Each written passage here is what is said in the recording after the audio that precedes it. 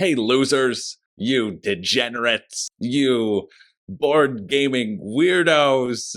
Welcome to Crowdfunding Countdown, where we take a look at every single board game campaign finishing up in the next week. And this week, whoa, you're gonna wanna wait till the end, because we got some stuff. No, I'm really just kidding. It's gonna be better than last week, because last week was abysmal. I don't know, it's gonna be fine. I was scrolling through the campaigns and researching them, and I thought, why am I doing this without talking to my bestest friends in the whole world? And that's all of you. I have my Too Much Shipping shirt primed and ready to smack down on why you shouldn't get any of these now and why you should just wait until retail and it's still the optimal version. But we're going to check it out. But first off, as always, huge shout out to my newest patrons. Thanks to Thomas and Robert, ya friggin' clowns, for jumping on board and supporting the channel. I appreciate you a ton.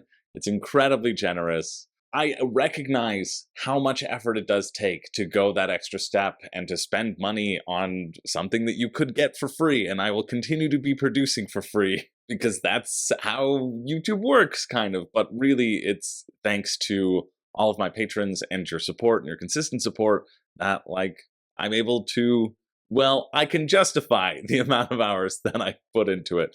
I'd probably do it anyway, but you make it worthwhile. You make it easier to get out of my bed and put aside going to do other things and to do this thing, which is just so joyous and lovely, and I'm just so appreciative every week that I get to do this, and it is directly thanks to you. So thank you, Thomas, Robert, and everybody else who supports the Room and Board, if you have in the past, if you will in the future. And thanks to everybody for watching. You're all great. Okay, I love you, okay? I just love you all, and I hope you have a wonderful friggin' week. I hope you have a joyous week. Actually, tangent, kind of, I have not had a lot of time to play games recently because I have been very busy with 3 different jobs, and I got a day yesterday. Our show was canceled due to weather conditions, and I got to play games all day. I played City of the Great Machine, which is behind my head right here, and I played Endless Winter, which is over there, and I played it with some new gamers who hadn't really played a lot of games before, but they're just so excited to jump in, and I gotta tell you, it was just so lovely and so refreshing and, like, so heartwarming. Oh, I had such a great day. I had such a great day enjoying this hobby that we love, and it makes me so happy. So I've had a great week, or had a great day, and I hope you have an equally great day or a great week this week. Whoever is watching, I hope that happens for you. But let's get into the week. Let's see. I've got a lot of tabs open, and honestly, probably most of them are bad. But this one, we're going to start out. I just want to mention this briefly. This is Yama. It's by Kanat. Kanat has done 4 Kickstarters now. They're all these abstract little games. I have a full video review on Eero, which is fun. It's like checkers on acid. This is like brain-breaking, tile-flipping things, which I wasn't a huge fan of. Awana looks really cool in terms of, like, lining up and locking in, moving these marbles around and positioning, and then this Yama, which I am sorry I missed it. I feel like this might be my favorite one, and I'm definitely sorry that I missed it, and I want to shout it out, even though you probably can't late pledge. I don't think you can, because there's no late pledge option, and I don't think he's using a pledge manager, so sorry, but if I know Kanat, he'll be putting out another abstract game, and hopefully I'll cover it, and then you can always get copies of the previous ones. This one looks fun because I like Connect 4. I do. This one is Connect 4. You're creating 4 in a line, but you have these cubes that you're strategically placing and covering other things, and they're coming out in this neat way, and I think that looks cool.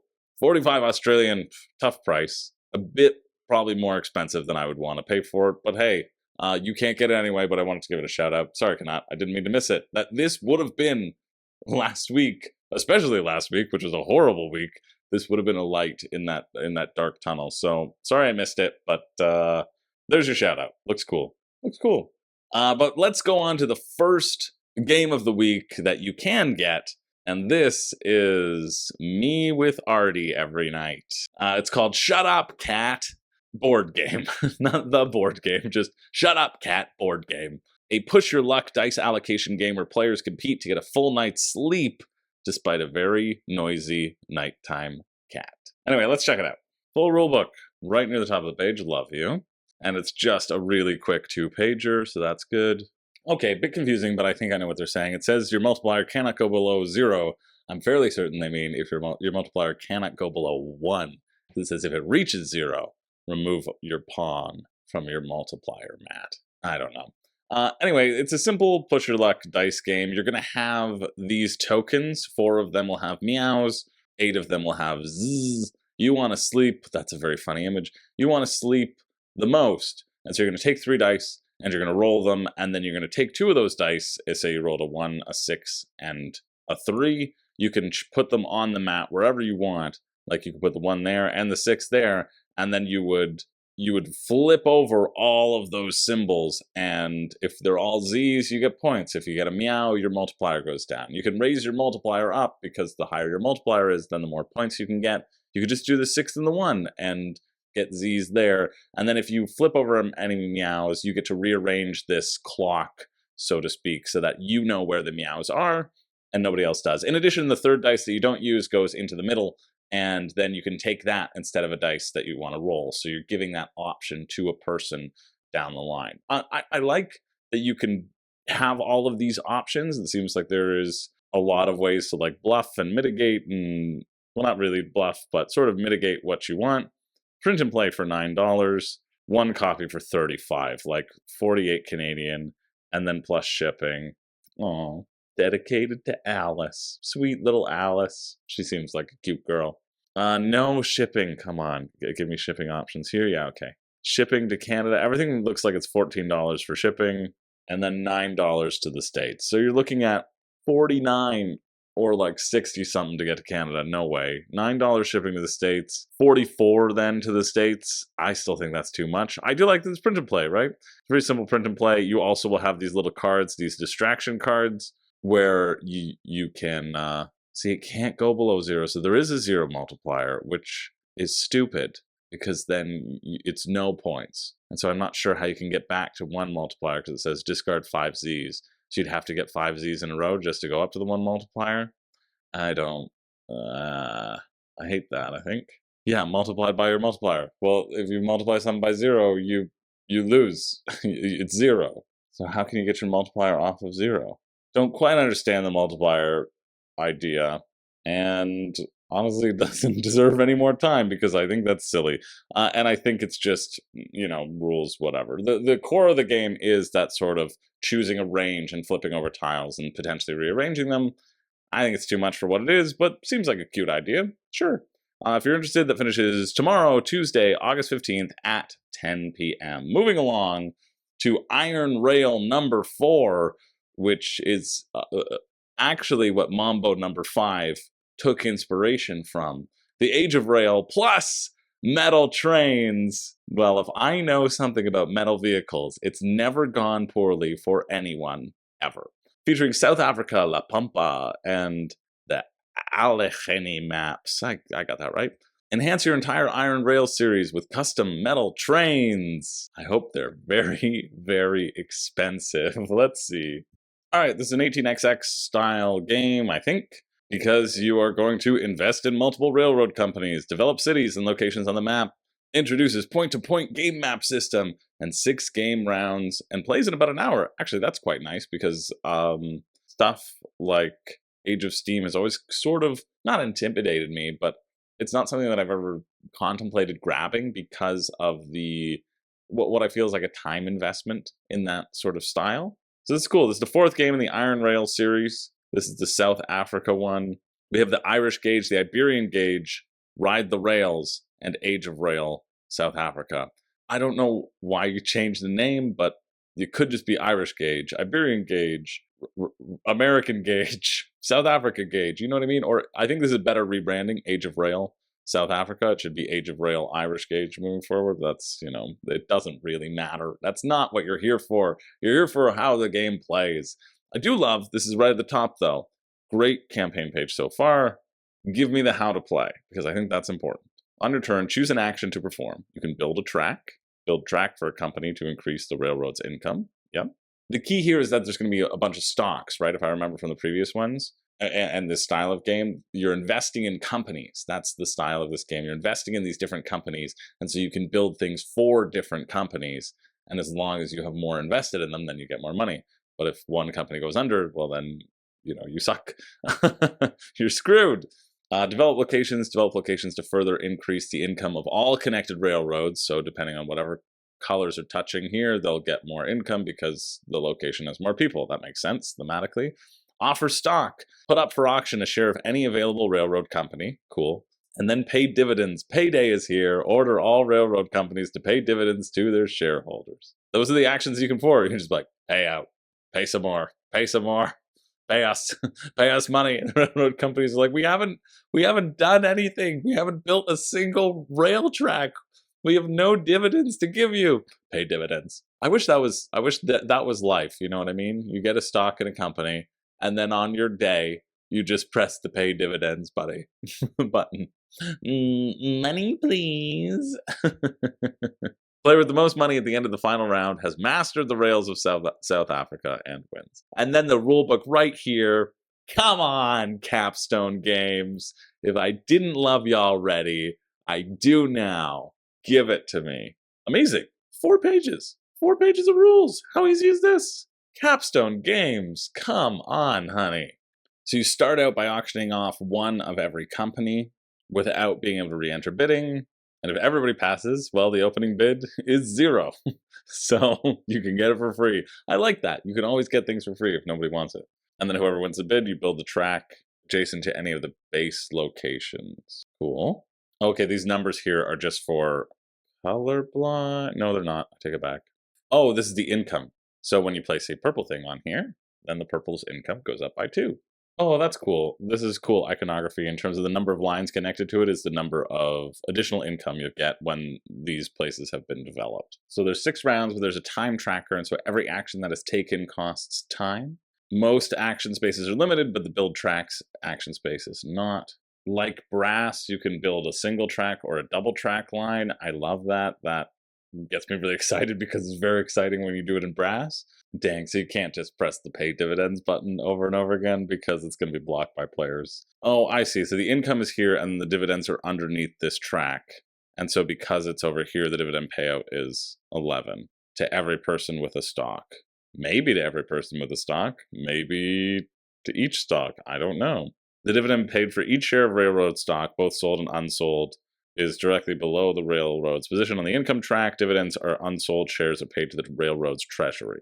So you got to monitor some of these treasuries because it's from some of the treasuries that you can build stuff. And then every railroad pays dividends. Okay, so there's kind of an interesting point of like, when do you trigger the dividends thing? Because it's going to happen at the end of the round anyway. Do you do it if you really need money, but then you're giving everybody else money? I think that's kind of interesting as well. Yeah, I think this looks fun. How much are you? How much is this? I bet it's something like 69. It's not. It's $40. That's the amount that I wanted it to be. Well, see, $100 over here. Oh, because you get your metal trains. $40. See shipping and taxes for more information. I would love to see more shipping and taxes. Yeah. Metal trains. Ooh, $120 value for 69. 180 trains in total. I mean, 180 trains for metal trains. That's actually pretty good. Because metal is expensive, and full metal has even more of a cost to it. But I won't spoil it for you. $30 add-on for Iberian gauge. Yeah, very similar, but different. That's why it feels different. This feels better than Iberian gauge from what I remember, but it's got all the rule books for all of the add-ons. Capstone, what are you doing to me? What's your shipping? $12 shipping to the US. That seems pretty good. 20 to Canada, so it's like 60, and that's like 80. What is it actually? Damn, I'm good. So it's $80, right? Less exciting than this $40 price point or price tag, but yeah, you know what? 52 US, maybe that's interesting to you. I think it looks solid. Actually, if you want some train games, check it out. It finishes Wednesday, August 16th at 12:01 p.m. Moving along to Boil in Trouble, cast spells, and steal children in this co-op board game for 1 to 6 players. Let's all steal the children together. Honestly, at least this one's honest about it. Remember Ding Dong or whatever it was? Ding Dong was getting you to steal children and was saying, no, no, we're not stealing children. We're just removing them from the neighborhood. Yeah, come on. Made in Canada, not that many backers, not really a extensive price, but let's see what this is. You play as witches with the goal to snatch up and eat 6 children before the full moon ends. Don't let the hunter catch you. This is the opposite of Septima. These are the witches that make the witch trials in Septima happen. Yeah, this seems kind of neat. So you're going to have a cauldron action and a magic action. Cauldron is putting or taking things in and out of the cauldron. So why you'd ever take something out, I don't know, seems annoying. Or maybe you have to pivot your plans, right? And then your magic action, you can move a minion or cast a spell from your unique spell book. Obviously, asymmetrical abilities is something that's going to get me interested. Spells can do anything from lure children, distract the heroes, transform minions, and more. Then the heroes move, and they have specific moves. So everything can move the children.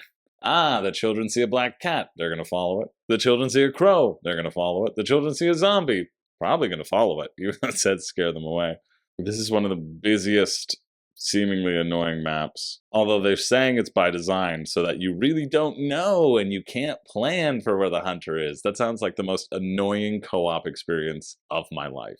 I'd like to look at the map and actually be able to make sense of it and not spend half of the game just like tracing the same paths over and over. Because you got roads, rivers, direct paths, twisted paths, rabbit holes. You're not allowed to look where a twisted path goes unless actively moving a character down it. That seems horrible. That seems like something I have zero interest in. You killed it. You killed it for me. But you know what? $30. $30 Canadian plus shipping. Let's see what the shipping. No tracking. You can't get no tracking for Canada and USA. Okay. So $16. So $46 for this game. Oh, read the rulebook. I thought you were explaining the rulebook to me. But yeah, they basically have because it's only 2 pages. Great. Ends after 13. I just hate. Nah. I was into it until these weird twisted path things. I just think that's a bit dumb and too random. And if it relies on you not knowing things, but that you can just look what you're not supposed to look on, it just feels like a weird design choice. Otherwise, it seems interesting. There's potential here, and it's $46 Canadian to get it to your ship, so that's like 30 US. So a decent price if you want to take a shot on it. If you're interested, that finishes Wednesday, August 16th at 1:30 p.m. All right, I think I've put this together, and it seems okay. I was going to skip it. I was really going to skip it, but somebody I think dropped in the Discord. I mean, it's 16 backers, right? But I guess they've already built it or produced a bunch of copies, and they're just trying to sell it with Kickstarter. Feels weird because, I don't know, but it's a cheap price, and it seems like an okay action selection game. Basically, there's going to be this land. You see there's a 3 and a 4 and a 4 and a 4 on a 5. All of these show the different combinations of dice that can be rolled. Down here is going to be elemental tokens. And so you're going to be able to take these elemental tokens, and then when you take one, more elemental tokens will be added, so it kind of pools in a worker placement style game. And then you're going to use those elemental tokens to build, either build or create spells. All of these places have little hats on them, and if you spend the stuff needed, you then get to put your little hat on there in order to get the points. And the ones that require less things are worth less points. In addition, there's going to be these evil dark creature cards that could pop up at any moment and cover some of these places. Now, if you've already built there, then you just get to take the evil creature, and that's great. If you haven't, then somebody's got to take them down and potentially get these points. I think this is a point symbol at the bottom. The rulebook wasn't that clear. But there you go. And if you spend an extra $6 US, you get these dark creature dice. Basically, whenever the dark creature turns up, you roll the dice, and whatever the dice are, they go on that spot, right? Also, why the lower numbers give you more points, because you have less chance of getting the dark creatures when they pop up. Yeah, it seems okay. Honestly, it seems okay. For $29, it only ships to the US, and shipping is $8. So it's $37 US. If that sort of thing interests you, it seems okay. I expected this to be completely abysmal and awful, and it is not. So there you go. Check that out if that little description made you tingle, all abuzz as you rebuild the Bellwether. And that finishes Wednesday, August 16th at 4:53 p.m.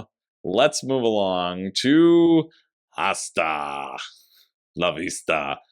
Two cheap board gaming tables. Kind of, but kind of. Gaming table and furniture for board game by Fun and Tables. Never heard of these people, but this is what drew my eye. 191 euros for a table. I said, well, move over allplay.com. This was Allplay in 2017. Okay, now I've got to figure out, I got to go through and see when Nasty Chris purchased it. Let's go to 2019. Domain was still for sale in 2019. Let's go to 2021. It's the little things. 2021, domain was still for sale. So this is a board gamer. You know it's a board gamer. When did Board Game Tables rebrand? They launched a new website, letsallplay.com, in January 2023. Board Game Tables is changing their name to Allplay. So that's 2023. 2021, it was still available. Let's see, July 15th, 2020. That's a good one. It's not even Allplay. It's not even an Allplay. There we go. July 2nd, 2022. We had it, and it was cheaper. Oh, you could have gotten it at a deal. It wasn't $223,000. It wasn't $243,000 at that point. It was only $143,000. What's our ad? To register something that's openly available, and maybe you can add a word to this phrase, and that would be only $10. So I think that makes sense to try out your idea that way, and if you build some momentum, then maybe it makes sense at that point to upgrade to this root brand. This root brand. Idea doesn't really take off, then pretty much you can just let the name expire. It's only a $10 name, but if it does work out, then you can use the revenue stream to then basically maybe pay this off, or make payments toward this. As you can see, this is the best version of the brand, and I don't think it makes sense to rush into this kind of a brand or version of the brand if you're not sure about your idea. I think it makes more sense for people that have already have like a cash flow, a revenue stream. He wanted to save you money. He was the gentle Chris all along. Anyway, we'll continue this down some other time. But this obviously piqued my interest because I saw the 191 euro price tag. Now, it's not as great as it seems because you can see a low rectangular table for 191, but I'm interested to see what sort of things can be on there. I also want to know the dimensions here because this can also, they've got good pictures. They've got great pictures here. If you want the full shebang with the topper storage, that was an early bird, then you could have gotten that. One tray is 39 euro, one cup holder is 39 euro, so not anywhere in the saving of values over here. But I thought it was interesting. Another person getting into the Kickstarter board game table game. And for 311 euros, that's 340 US dollars. That's better than the 499 for just the table. Now, when you add in the topper, it gets to like 710, which is still not as good as the Allplay one for this. But you do get a bigger table. I think you probably get a bigger table. I feel like, judging by what we thought with the measurements, this is pretty close. This image is pretty close to that Allplay table. So I'm not sure. This is a low square table. I don't understand a board game coffee table. There's an awesome, Renee wants to build one, but there's a lid lift up coffee table where if you're sitting on the couch, you can actually pull the coffee table closer to you so you can enjoy the couch and enjoy like sitting back and have it almost like a tray table, like a trough for a little piggy like me. I'm gonna put my bowl of chili on there and just slurp it up. Probably get an image of it. These things, they kind of look like this coffee table, and then you pull up a section of it. There's a bunch of them, but I think that's just such a much better way to exist at a table than it being a coffee table, right? So the low square table, and then the low, oh, get out of here. Look how friggin' pathetic this is. You're not going to play any games on that. Who's going to spend $282 Canadian on that? Ah, you suck, Fun and Tables. But, okay, the low square table is a potential if you have the railway system in there. I just don't think any low table is interesting. Get out of here with that nonsense. I want the real measurements though. These aren't good measurements for me. Oh, it's in I'm just an idiot. It says millimeters right there. So in millimeters, so it would be 35 by 35. How does a Ticket to Ride thing fit on there? That's more than 35 centimeters. I mean 35 inches, right? Oh no, it's not, because when we looked it up, a Rising Sun board was like 36 inches. And then that's where we had our extra 17. So you could get like a board on there, but you would need trays on the side. And so that's for the low square table and the high square table. I'm not believing these measurements. I'll tell you that for free. Won't even charge you.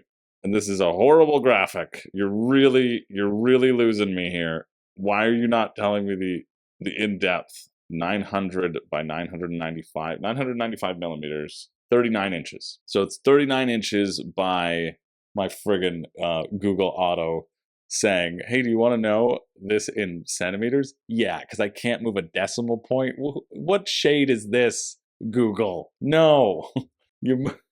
That's not, I don't want meters. I want millimeters. 61 inches. Okay.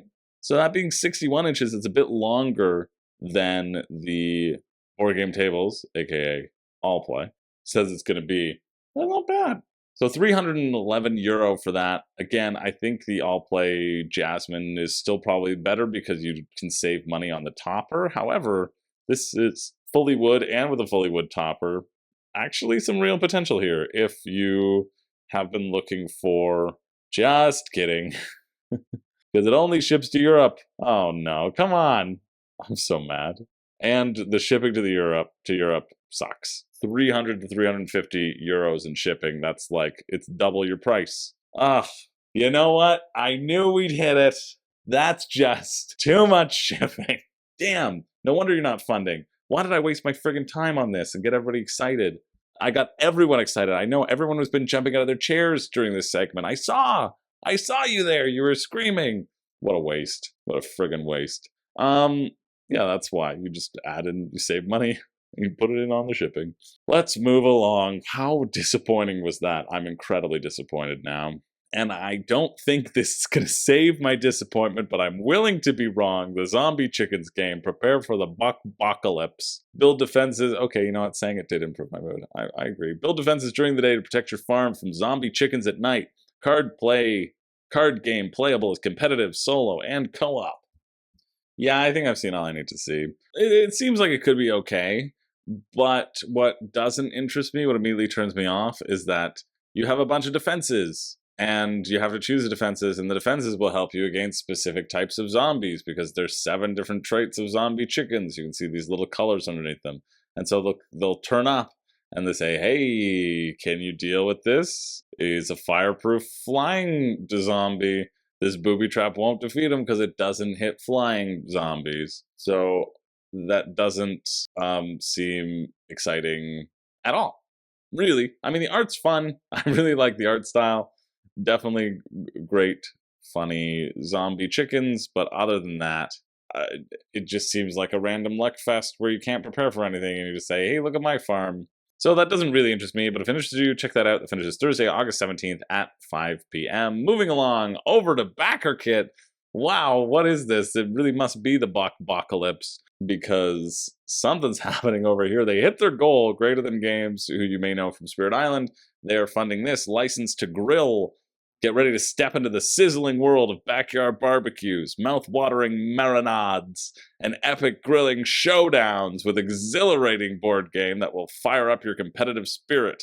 Okay, probably not. I'm sorry, I don't even know if I can take this game seriously when you're putting that cutting of a pineapple. This abomination, this complete, like, this triggers me.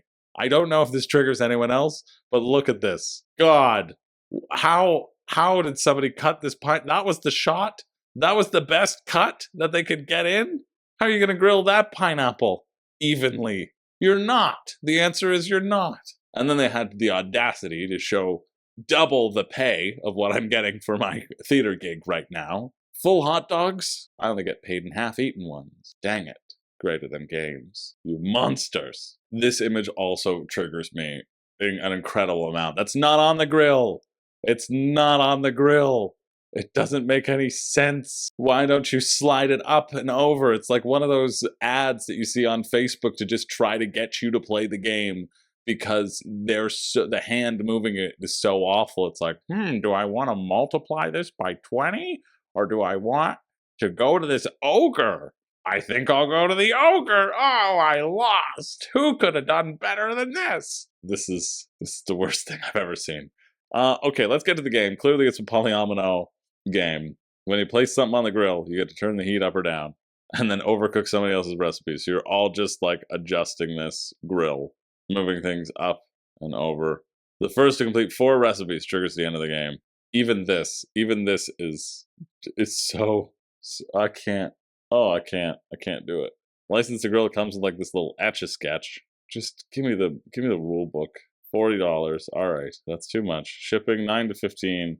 Oh, 35 to 45. But don't worry, it includes GST.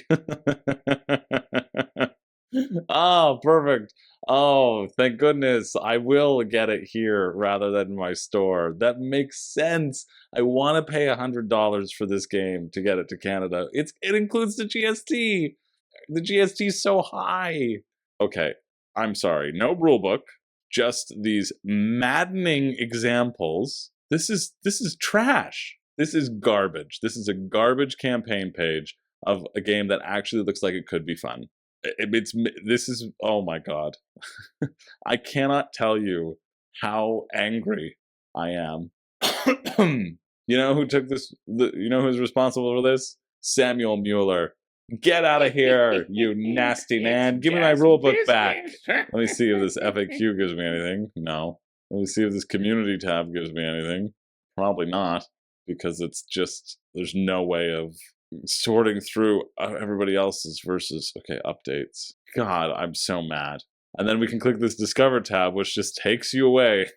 I love how right here it's like, oh yeah, I'm looking through this thing.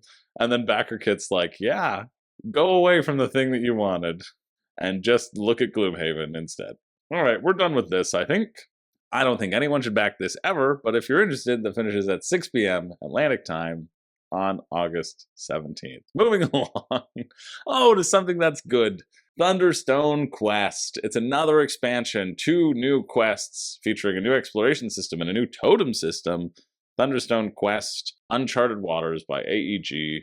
Mike Elliott's award-winning dungeon-delving deck builder goes swashbuckling.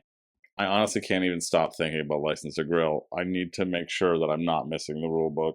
Probably not. Okay, I'm sorry, Thunderstone Quest. You deserve better. All right, yeah, so Thunderstone Quest, you can see here, it's Quest 14 and 15. This has been around for ages. I think we've even talked about it on this before, so we're not going to go into too much detail. Basically, each quest adds in their own little mechanical twist to an already interesting system. $50 for the base game. Sure. Yeah. 72 Canadian. So with conversion, that actually kind of tracks. Or 69. 70. Jeez. I can't believe I said 69. Don't be fooled by a 95. Yeah. We've been talking about deck builders over in the Discord. We've been doing some top 10 lists among all of our members and just chatting about things that we love, which I'll eventually do kind of recaps on, but it's more just for us to hang out and talk about. We've done some dungeon crawlers, we've been talking about deck builders, and Thunderstone Quest is something that's always kind of interested me. If I remember correctly, you start out as a nothing human or a nothing class or whatever, then you get a class as you're going, and then you delve into the dungeons to fight baddies. So you're collecting cards, you're building up your deck, and then you're going out and you're taking down minions and horrible people, right? You can see the grunts here, the red cards versus the delicious green cards of things that you're going to add to your package. Each quest box is $30, so $60 total. You don't need them. You really don't. Every previously released quest is now available separately. They'll not only look great on your shelf, no, they won't, but will make setting up for a new game as easy as unpacking the starter set, adding a quest, and starting to play. Well, okay, fine. Maybe they will look good on your shelf. I would like to keep everything in one main box because I hate opening new things and then shuffling things all together and then sorting all of those cards again and again. Anyway, I think Thunderstone Quest looks good. It's highly rated. It's something that I want to try, but I haven't yet played it. So Yeah, you see a storage box holds up to 5 quests. There you go. So you can get 5. You're allowed. That's what you're allowed. Top 10 dungeon crawlers. No, top 10 deck builders. Starter set, $20 shipping. So it's actually $70 US. Still cheaper to get it at retail then. 13 for just the Uncharted Waters. Very odd. It doesn't give you a choice to just get one. Or you get a $20 savings combined compared to buying these quests a la carte because they're $40. So they're giving you a little bit of a discount. Sure, I don't think the discount offsets the shipping because it still goes up to $40 each. So just get your local store to get them for you. But I like that the system is still getting support. I know people like the system and I think it looks cool. Definitely a game that I want to try eventually, just haven't because every game exists. But if you're interested, that finishes Friday, August 18th at 9 p.m. Let's keep it moving to Pocket Samurai, a fast-paced drafting card game that's easy to learn, but has a depth of play that allows skilled players to truly excel. So it's not easy to learn, hard to master. This one's easy to learn, has a depth of play that allows skilled players to excel. Much better. Still the same thing. Let's check it out. All right, this seems like definitely a cheaper Samurai tier. Physical copy for $10. Let's go, Pocket Samurai. Yeah, it's only 27 cards, so that should make sense. This looks like a better version of Senjutsu. That's also only $10. So you're drafting cards to form your hand, all of these different cards, and then you're going to play these cards simultaneously. And so that's important because you get to see what your opponent drafts and you can be keeping track, okay, how many defensive maneuvers has my opponent drafted? I think, right? Unless you don't get to see it. In which case, then it's just a random luck flip fest, and I'm less interested. Do we have a rulebook? We have a little how to play. I mean, I think that's pretty much it. Rulebook, boom. Love it. Why it wasn't with everything else, don't know, but happy you exist. Oh my god, what is this? Get it together. Get it together. What? Why would you limit? I hate people. See, I'm just gonna zoom in on my own Pocket Samurai. Oh, they even say leave your drafted cards visible to the other players during this phase. Wow, so it's even more, even less memory, but just drafting. And in the second round of drafting, you do 2 rounds of drafting. You even get to still see what's in your opponent's hand. I'm not sure I like that. I think that's going to make it a bit longer than necessary, but you could just house rule it. Then you put your cards face down, you reveal, I punch you. They're very simple cards. Here are the cards: iconography, swords, helms, aggressions, wisdom, and agility. Yeah, seems pretty simple. That's cool. Seems exactly what I thought it was going to be. $10 is an absolutely reasonable cost. Where is the shipping, though? Is it in here? It's not in there. Where is the shipping? $10 doesn't mean anything if it's $20 shipping. Oh, come on, Pocket Samurai. This is not enough shipping. Not enough information on shipping. Samuel Mueller, what have you done with this shipping? And he doesn't even say anything. It's just classic Samuel Mueller, the puzzle king, the thief of all thieves. Fulfillment's great. Planning to be 2023. Don't care. I mean, like, it's a small pack of cards, right? So it's 27 cards. It's not going to be a lot of shipping, or it shouldn't be. But that makes a significant difference if you're like, yeah, I'm going to pick up a $10 game, and you're actually picking up a $15 game or a $25 game. It makes a difference, and it can range in those areas. $15 for this? Sure, if you like it.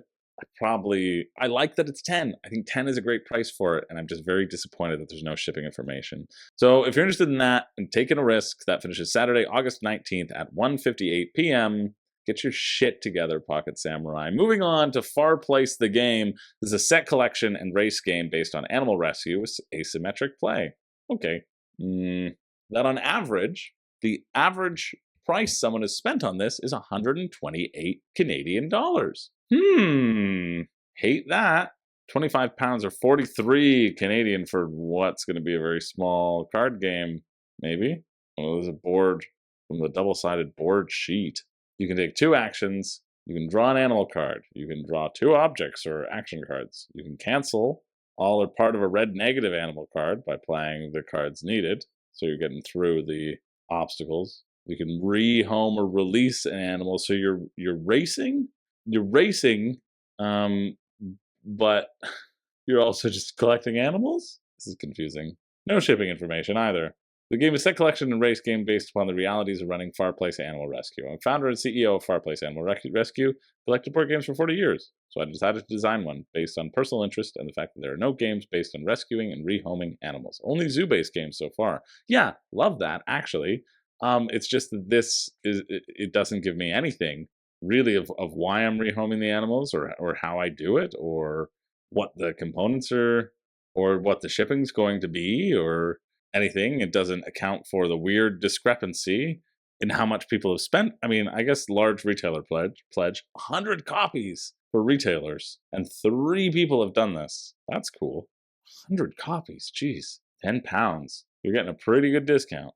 That's what I would pay. I would pay £10 for it, maybe, if I knew anything about it. So you move on the race board by rehoming animals, and so you're racing through. I just get there's a weird thematic disconnect. You're racing to rehome the most animals, and that's represented by this board, I guess. I don't quite know. I'll still leave the link down below, I guess, if you want to check it out, but there's not much to check out. That finishes Sunday, August 20th at 3:09 a.m. Moving along to Chatuchak. And I legitimately only clicked on this because my neighbor, Yuval, there's a great Thai food place. It's a kind of a chain. There's a couple locations in the East End of Toronto. And it's called Chatuchak, and it's great. Good lunch specials, really good. Nice pad ki mao. But my neighbor Yuval was going to order. We were saying, oh, we should get Thai. He's like, oh yeah, there's a great place, Chatuchak, and we made fun of him for it because we were talking about different restaurants, and we really didn't get there quickly enough. Anyway, Chatuchak. Made me think of that. 100 years old while you stay out from my gaming session. Easy to learn. It's hard to master. It's a jump game. I don't know if this is going to be any good. It's probably not. So it's kind of Candy Crush, the board game. And you get points whenever you're the first to reach a marker's minimum requirement, overtake the lead from another player. You get points when you get more points. That seems odd. Oh, every time you beat somebody on that and have the lead at the end of the game. Okay. Try the Chatuchak online puzzle. Look at that. It's Candy Crush. Do I need to read the rulebook to know that it's Candy Crush? I'm gonna, just because I can't not. So here are the markers. Here are the different type of markers. That makes a bit more sense. Groups of the same kind. Path was the longest straight path. And then mix was the largest, smallest group in a connected pair of groups with these colors. And then a rectangle, okay, which is a square. I don't want to keep track of the mix markers. It seems awful to me. And so you're just fighting for control, and you can take this from people. Oh, but you get a token to represent you having the marker. So the tokens are worth points. Yeah, fine. Competitive Candy Crush. €20. That's good. What's shipping? Again, no shipping information. Is it on here? Yes, it is. Good. 18 to Canada. Probably 18 to everywhere. I saw 10, though. 10 to Romania. 10 to Sweden. It's varied. But 18 for a lot of places. So it's a €38 game, like 50, no thank you. But hey, if that interests you and you live in Sweden, well, check it out. That finishes Monday, August 21st at 4 p.m.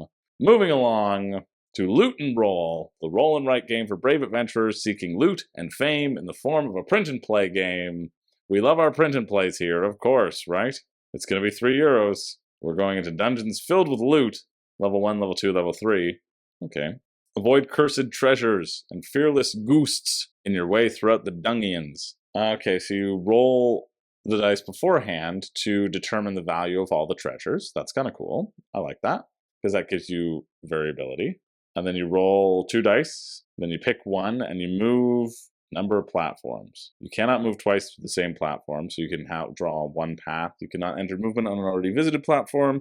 You cannot finish your movement on a platform with a ghost, but you can pass through it. Okay, well then why are the ghosts there? You must use the whole value of the die, and you cannot stop earlier. So it's a roll and move, don't double back on yourself efficiency puzzle game. That's what it is. Is that worth €3 to you? I don't know. It's not to me. But if it is to you, check it out. The finish is Monday, August 21st at 3:01 p.m. See, I didn't say, do what you want. Because it's do what you want. Okay, moving along. This is the big one of the week. Coming in right next Tuesday, we have Call of Duty, the board game, by Arcane Wonders, a competitive action-packed shootout based on the critically acclaimed video game franchise. If you didn't receive your copy of Six Siege for some reason, whatever that reason might be, if you were excited about Six Siege and for some reason aren't excited about it anymore, don't think you're going to get it, well, Arcane Wonders might be a little bit more capable of getting the games to your hands. Let's see what this one's all about, though, because nobody cares about it whatsoever. I thought I'd have to do a 5 reasons you shouldn't back on this, and I have not. I think it's because I know that if you want to play with multiple people, you need to get 2 base packs, but a lot of games do that, so I don't know if that's the full reason. Let's see. Oh, right, it's painted minis too, isn't it? I don't know. It might be. It might be. I know this map that they're fighting in. This has been a long time coming. I think at least over a year, I heard rumblings that this might be in the works. I guess that makes sense, right? It's like, hey, we've got this game now. We're starting the development process, and then you have a year until it comes out. I didn't say a thing. I'm trustworthy. Actually, nobody told me directly. I just eavesdrop on people's conversations. Let's see. I hate when companies do this. Pledge manager support. $5. Wow, they don't do the $1. You can pledge $1. You know what you can do? You can make a reward for $1 and then get all the updates and still have pledge manager access because late pledges always exist. And this $5 thing is a complete scam to get you to feel like you've bought in more. And there's no sense of you wasting your $5 because $1, you can throw that in the wind. $5, well, that's going to make you pull the trigger.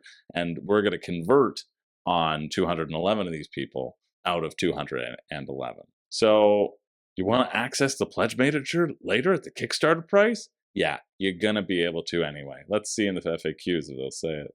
Core box red and blue will be readily available on shelves. The other products will have limited availability. That makes sense. We'll have reduced pricing. Core box red and blue will be MSRP for $60. I love. Great, good job. You're very upfront about that. 2 players, winners combined and play 4 players. This isn't going to be a 4-player game, though. Like, I don't know why people are like, I need it to be 4 players when it's a head-to-head skirmish thing. So $49. Well, is the shipping going to be $11? Let's see.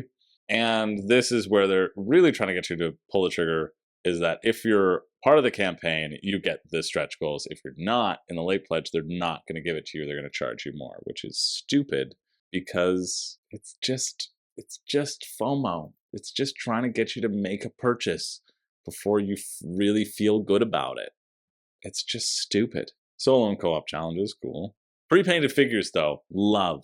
Because I think there's only a couple. Yeah, there's only 2 figures, so it's easy to paint them, but still, love. Here's the gameplay. I bet it's not. I bet it's just buzzwords. Customizable loadouts. Secret action planning. Simultaneous player turns. Strategic combat. That's not gameplay, that's just marketing. Explosive conclusions. Not gameplay, just marketing. What's in the box? I mean, you're getting the red edition. You get this guy with a skull, or you get a guy who looks like he's auditioning to be Giovanni in Team Rocket, right? You'll feel pretty good about that descriptor. You get different maps, different boards, different characters, different items. And it's great because you could get the red and the core box for $98, or you could get this great deal of a collector's edition for $99. So cheaper, right? Because you don't have to have 2 boxes, you only need 1. So it's cheap. It should be cheaper. So stupid. Like, just do your edition. Make it 98 and make people happy. Make it 97 and make people think they're really getting a deal. How much money will they lose if they do that? $500 and something out of 233,000. I think that's okay. Still no rulebook, still no real meaningful how to play. And we're almost at the bottom of the page. Wonder why you're not doing well. Shipping now $5 off. $10 for a core game. Oh, so you save $1. You save $1. Yes, Arcane Wonders, you did it. You did it. You save $1 from MSRP in stores if you do it right now.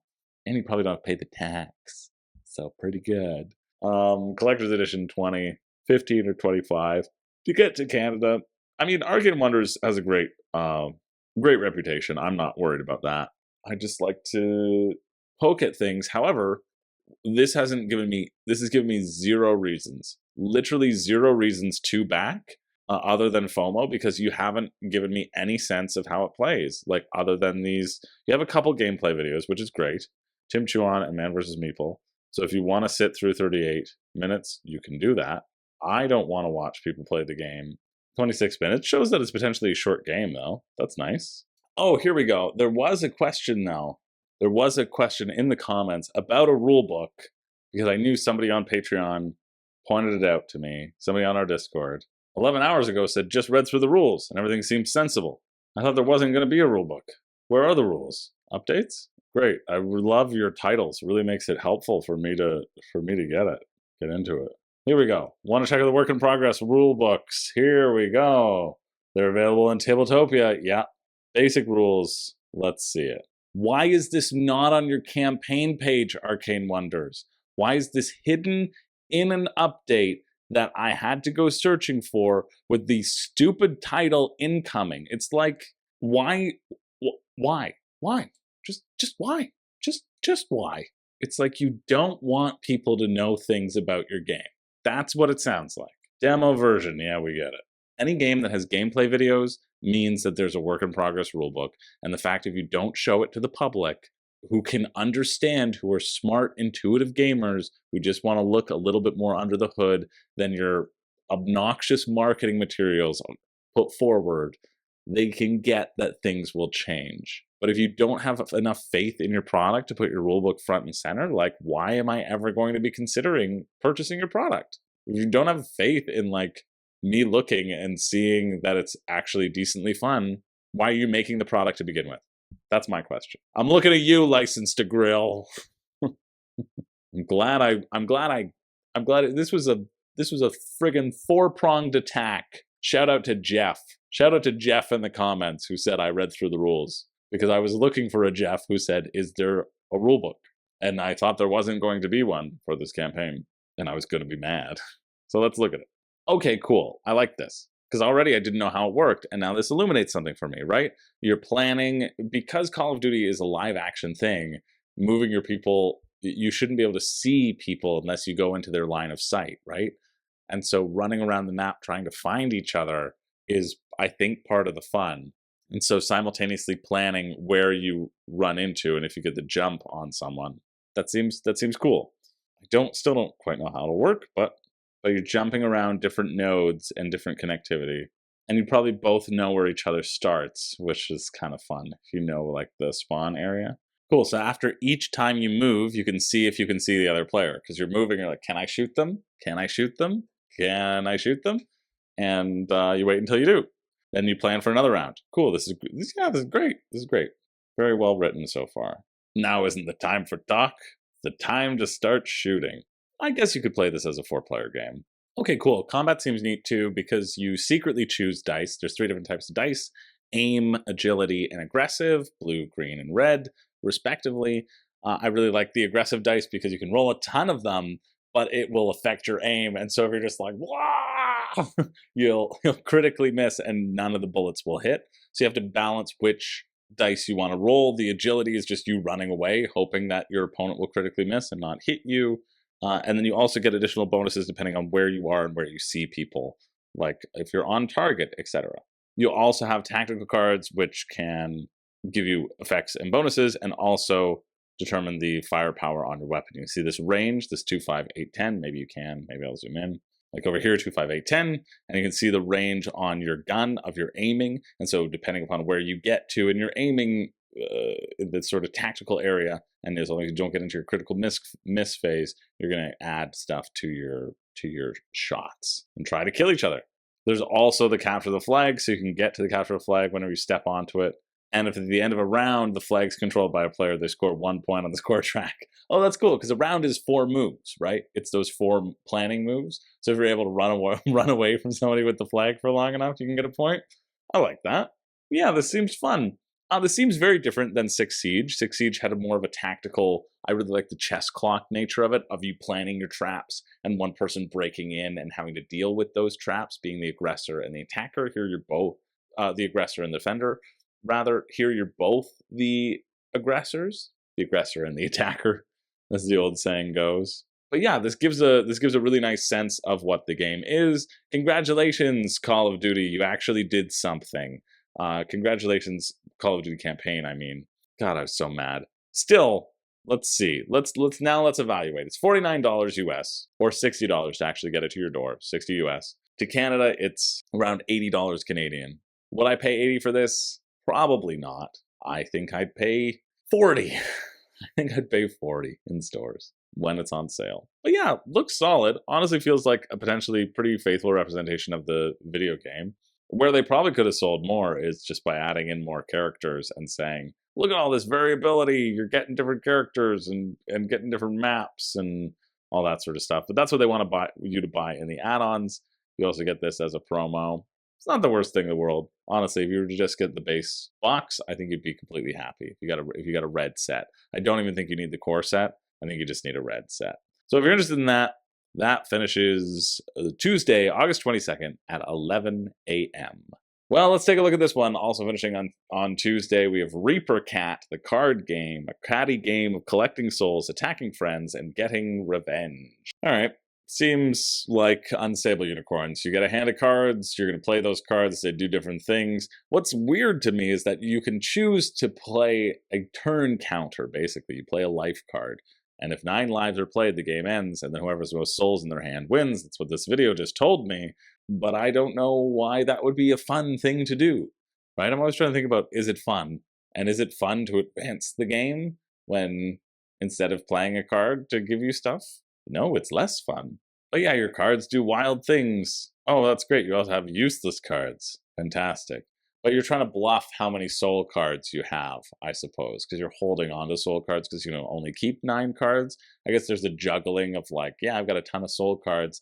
And then when the stealing actions happen, it's like, okay, I'm going to target you because I've been noticing you've been playing nothing but garbage. So clearly your hand is filled with soul cards, and then you take it, and then you win. All right, how much are you? Probably 10? I mean, I want it to be $10, but it's probably 25. Yep. $25, 34 Canadian, just doesn't make sense, especially with $30 shipping, $20 to Canada, $30 to literally everywhere else, and then the US will probably be cheaper, I assume. United States, $8, right? Don't get it if you're not in the US, and if you're in the US, well, I think that's a cute cat. Then get it if you want. It's $33 for this pretty basic game that feels like it replicates a lot of other fairly basic games. I think there's something there, though. I do think there's something there with the soul cards and having to hold on to them in your hands. I think that is potentially an interesting twist on this genre, but doesn't really seem like it's for me. But if it's for you, check it out. That finishes Tuesday, August 22nd at 1:01 p.m. Moving along to something I'm very excited about. It is Kaikoro Kingdoms, a new Euro-style roll and write games where you build your own kingdom and defend it from fearsome kaijus. Because you know what? Kaikoro is back. I just remember that I thought I had fun with the bit of how you kill Kaikoro. And this one, well, let's see if we can kill even more. The kaiju war is not over yet. This is important, and this makes me sad. It's a new and independent game, different from its predecessor. What the fuck? I can't speak words anymore. Different from its predecessor, Kaikoro Roll and Write. Kaikoro Kingdoms is the sequel to the I acclaimed it. I stand by that acclamation. You'll spend your turns building up your kingdom according to your style of play. No, I want to invade the Kaikoro's kingdom. I want to set a trap for the kaiju. I want to break Mothra's heart into 1,000 pieces and watch it descend into madness, attacking everyone that it loves and holds dear because it can't recover from the intense pain that my love has caused it. People say I'm a sociopath, so it's kind of nice. You know what? I am going to watch this because Sir Thikos did a great job in the other Roll and Write. No, I'm not. I'm not. It's 43 minutes. I'd just rather. You know what I would rather do with these 43 minutes?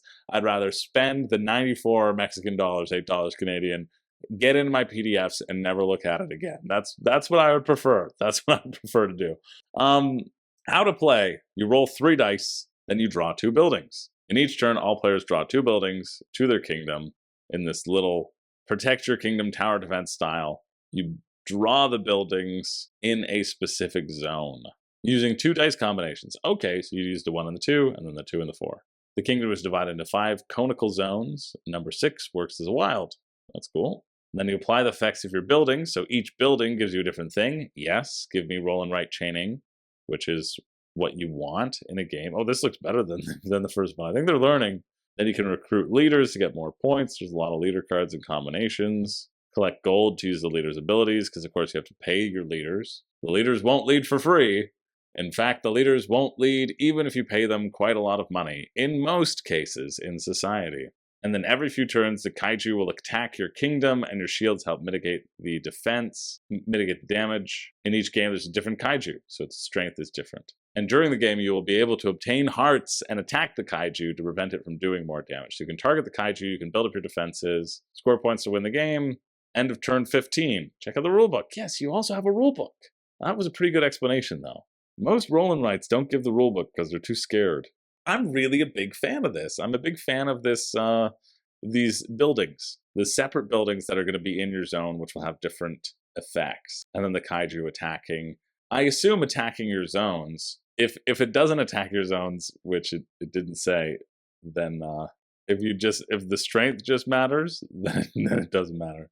Then the zones don't matter whatsoever. In which case, then I'm not interested anymore whatsoever. Okay, there's some restrictions to where you can draw things, though, so that's okay. That at least gives this map some purpose of existing. And so you're getting points for adding villages and mills to your area. You get points for defending against a kaiju. The zones currently don't seem to be literally important whatsoever. I'm trying to figure out why these zones exist. Okay, when you draw a thing in a zone where no other is drawn, you can recruit a leader. So that's something. You can only draw shields on the inner and the outer ring. So it limits the amount of protection you can have, which seems, I guess, okay. But then the defenses are so tied into protecting against a kaiju attack. Dang, this started off really strong. I like this, like you can, when you do damage, you then get to build a house, right? They can have a choice between stuff. The kaijus can win as well. Okay, the appendix is just all the different cards, all right. I don't see a reason to have these zones other than we have the rings, so it limits the amount of shields you can put down, which seems stupid because that limits kind of your choices on how to get points. I think in a roll and write, it should be fun to have more choices. And if you're limited with the shields, then everybody's just going to put a shield every time, and it makes this a similar game happen. I guess the rings are also because you're going out for these resources, so you can claim the different resources, and when you build something on top of it, I thought you couldn't. It doesn't show an example of covering up those resources, though, which is why I'm confused by this. And here, it doesn't show an example of covering up resources as well. Oh, you can extract resources with your mining pick. That's what that does. So yeah, I guess the zones are important in terms of getting different resources to chain and get different things and points down here with your mining picks. But even still, it just, I don't know. I was expecting more. I was hoping for more. I was hoping for more depth of choice, and it doesn't really seem that way. It's just like, how do you build things and connect villages? I guess the connection to the villages is also being limited. Might give it a reason. I'm on the fence. You can let me know if I should be more excited about it. Even still, $8 Canadian, $5 print and play. It seems fun. It does seem fun. It actually seems like a well thought out roll and write that, like, if it had a physical version, I might be more interested. Anyway, that finishes Tuesday, August 22nd at 3 p.m. if you're interested. And finally, we have our final game of the week. This is Burn the Fort over on GameFound. A game of an indigenous resistance. Burn the Fort is a semi-cooperative game where you'll face history in challenging and empowering ways. Burn the fort. Burn them to the ground. Okay, that's kind of cool. That didn't teach me anything about the game, but the designer makes a really good statement. The designer Klee Benali says, hey, listen, most representation of natives in board games is us as the aggressors for all the colonialist board games out there. So I wanted to make one which didn't do that and actually honored me and my people in a nicer way. And I'm like, you know what? You make a pretty good point there, Clee. You think about it. I immediately go to Great Western Trail in the first edition, and thankfully that's been replaced. They've been replaced by bandits, just generic bandits. And so this one, the theme is that colonizers have built military fortresses and are waging a brutal invasion of your lands. Can you prevent their wagons from bringing supplies to the fort and burn it to the ground before the train reaches the Golden Spike? I guess depending on who you're talking to, still the aggressors, but let's face it, like Spirit Island, we hate the colonizers and we want to win. So in Burn the Fort, each player takes a role of a historic warrior fighting to stop the colonial invasion of their lands. Everyone starts the game in an alliance, but beware, alliances can be broken. Cool. To win the game, players can choose how much they wish to work together while facing the colonial forces. With each wagon that reaches the fort, the train moves forward towards the Golden Spike, which brings mass colonial invasion and an end to the fierce anti-colonial resistance. Game guide? Give it to me. Give me that game guide, guy. Yikes. That's a quote by U.S. General William Sherman. The more Indians we can kill, the less will have to be killed the next war. For the more I see of these Indians, the more convinced I am that they all have to be killed or be maintained as a species of paupers. Woof. You wonder why colonialism, people aren't happy about it. That's a quote right there that should tell you. Jesus. This says it plays 2 to 4.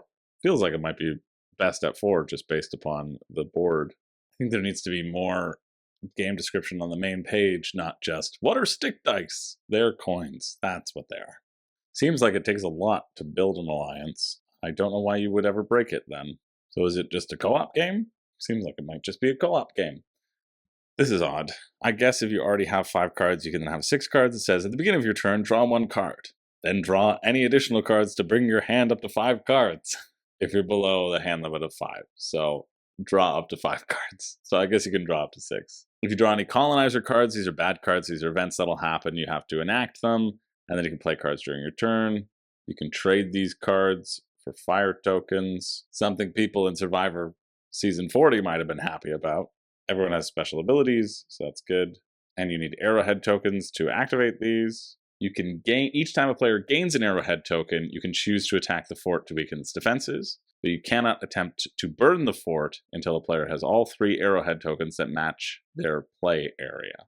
And to gain arrowhead tokens, you have to spend 3 draw cards that have arrowhead icons on them. You have to get a full set, your full set of matching arrowheads to win the game. Players can trade or be gifted the tokens. Okay. Really feels still like just a co-op. There's no reason to break the alliance right now. I don't know why this means this, but here are the points for your stick dice. Basically, they roll a dice, the colonizers roll a dice, and then you drop your stick dice, hoping to beat them. So it's just rolling, but you get to roll a different stick dice. So in this instance, it would be 3 to 6, and the colonizers would win. So the only way to beat a 6 is to get all 3 white symbols. The only way to beat a 5 is 25% chance to beat a 5. I see, you can modify with cards and abilities. Okay. Okay, so it's sort of like tower defense, right? I mean, it's not sort of like tower defense. It is tower defense. You're having these wagons spawn, and you're going to roll a dice, and they're going to move up the path, and you have to then, on your turn, draw cards and roll dice against the wagons. You can use some card play to adjust things. I don't see the different types of cards right now, so it's hard to say how exciting that card play actually will be. The idea that it just kind of comes down to rolling dice every time with some modifiers feels like it would get a bit stale. I haven't seen a reason why you would break an alliance ever. Oh, maybe a colonizer card does that. Maybe the colonizing cards will be like, hey, there's sowing distrust amongst each other, and so your alliances might get broken. Otherwise, it just makes sense to be in an alliance, but to get back in an alliance, you'd have to spend fire tokens, which are important for burning down the wagons, so I can see why you may not want to do that. And then you're just trying to link your arrowheads up together. Yeah, it seems okay. I like the theming around it a lot. I like that more than the actual gameplay itself, for sure. And it being 55 Canadian, plus what's shipping. $10 to the US, 24 to Canada, right? Like, that's again hitting at that $100 price point. I don't want to just be chucking dice for $100. I say $100 because it seems like the shipping is in US. So put 79, so maybe 90, maybe $90, $90. Even still. Seems okay, but I like the theming a lot more than the actual game itself. However, if you're interested, that finishes also on Tuesday the 22nd at 11 p.m. That's it. That is it for the week. That was a lot this week, and definitely better than last week. Again, not a lot that's really standing out. The bar for backing is high, and it should be high, and if you look at the games behind you on the shelf and the games that are available at retail and the amount of time that you have to play games, the bar needs to be higher than we think it does. But it's always fun looking at the new stuff that comes out on offer, and so with that in mind, there's always a pick for me and a pick for you. There's the pick for me being the thing that I am the most interested in, and the pick for you being the thing that I think if you get, you would enjoy. Or if you're excited about, if you're excited enough to pull the trigger, then maybe you would enjoy it. Yeah, okay. I've got one for each. Sometimes there isn't a pick for me. Sometimes there isn't a pick for you. I think there's enough here to make it a pick for me. I think the Age of Rail. Age of Rail South Africa is the pick for me. I'm not going to get it. Not interested in getting it. Weird that it's the pick for me, and I'm not interested in getting it. But I like auctioning. I like bidding. I like route building. This seems like a nice, quick game that incorporates some nice stock market elements, which I would enjoy playing, and $40 US feels like a nice price. Again, like we said, when we figured out the shipping, it would be like something like $80 to get to me in Canada, and so not really that interested for that price, but I think mechanically it looks solid. Impressed by the streamlined gameplay, and I think it would be enjoyable enough. So that's my pick for me. And then my pick for you, I think it's going to be Call of Duty. If like you were really excited about it and you like the franchise or whatever, I think the red box is all you need. I don't think you need the collector's edition. I think you need one of the boxes, and you save $1 from MSRP. Because you save $1 in MSRP, because the rulebook is actually there. Congratulations, Arcane Wonders. If you didn't have your stupid rulebook, oh wait, you don't have it on your main page, I take it back. No pick for you. We're back to me. Seriously, no pick for you. Put the rulebook on the main page, and then you can be the pick for you. If Arcane Wonders puts their work in progress rulebook on their main page, then this pick for you will activate. And if they don't, then you shouldn't get it, because they aren't proud enough of their game to do so. But it looks fun, looks decent. You're just going to be chucking dice. And I like the back and forth of the planning of where you run around. That seems like it could be interesting. Also seems like it could not be interesting. You could move around and maybe it'll suck. But maybe I'm just on a hidden movement kick from City of the Great Machine, which I am excited to play more and get some reviews out. We're going to try to get some more reviews out on the channel. I haven't reviewed a bunch of stuff in a while because I always like to wait till I'm sure, until I've had enough plays so that my opinion of it doesn't change down the line. You know what I mean? I mean, opinions change down the line, things shift and whatever, but I just want to make sure that if I am recommending something, that I've played it enough to recommend it. And I'm not just high off of initial, the first couple plays. Anyway, those are the pick for me and you. Let me know what you're backing, what you're excited for, if there's anything upcoming, if there's anything I missed, because, I try to get everything, but sometimes I miss things. Thank you so much for being here. I appreciate you all immensely. My name's Chris George, and no, I don't have a catchphrase. I do not. But let me remind you that all games are generally good, and you can't own all of them. So own the great ones instead. Are any of these games going to be great? Probably not. But our search for greatness shall continue next week and in every episode and in every Room and Board video that's produced. And I look forward to seeing you there. Now get out of here!